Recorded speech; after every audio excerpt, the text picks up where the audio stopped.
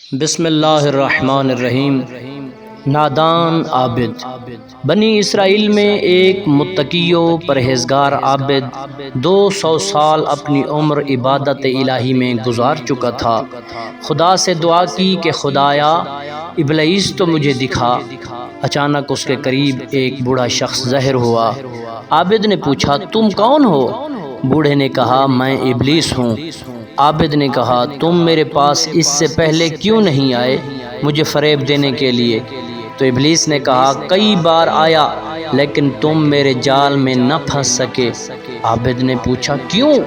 ابلیس کیونکہ تم ہمیشہ عبادت الہی میں مشغول رہتے تھے اور ہمیشہ اس فکر میں رہتے کہ کہیں عزرائیل نہ آئے اور کہیں میں گناہ و معصیت میں مبتلا ہوں، اس وجہ سے میں تم پر مسلط نہ ہو سکا، اور اسی وجہ سے خدا نے تمہاری 200 سال عمر کی اور مزید تمہاری 200 سال کی اور بڑھا دی، گویا تمہاری عمر 400 سال ہے۔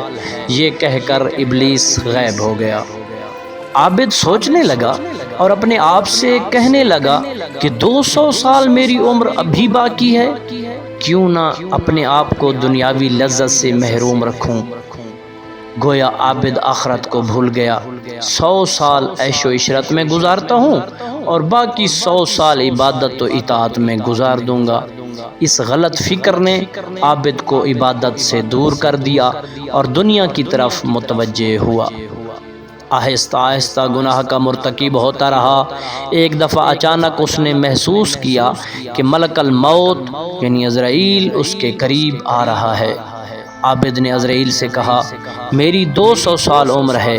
عزرائیل نے کہا بے شک تمہاری عمر 200 سال تھی، لیکن عبادت کی دوری اور گناہوں کی انجام دہی کی وجہ سے تمہاری عمر کم ہو گئی ہے۔